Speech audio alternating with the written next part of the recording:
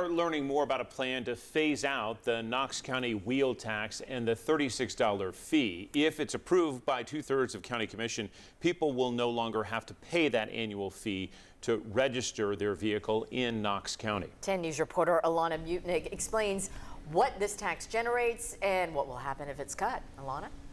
John, Robin, the Knox County wheel tax has been in place since 2003, starting at $6. So that number increased to $36 a year later and has remained that price since 2004. Now, the county implemented the tax to fund several capital projects, including a new downtown library, but it was never built. So the county's chief financial officer tells me the vast majority of the revenue from the wheel tax still goes to public libraries. He says if the cut is passed, his department will propose a plan based on what County Commission wants to do about lost revenue. So ultimately, we want to make sure that if this were to pass, and they do pass what is proposed, that as we look at growth year over year, that we can make sure that this works. Knox County's wheel tax generates around $15.5 million every year.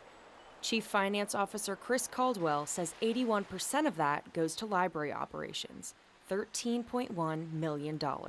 Ultimately, the vast majority of this money is going to libraries, and so nobody wants any issues to happen to libraries. And so how do we make that revenue up? Is it from natural growth?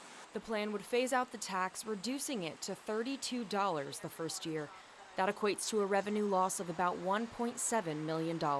From the standpoint of the wheel tax, the small amount of revenue that goes there could be offset by some of the mineral severance tax and just growth in gasoline tax and things like that.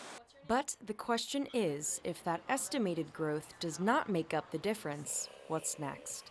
It's a question that we have posed, in years 2 and 3, what if there's an economic downturn? What if we're in a recession? How would that impact this as a whole?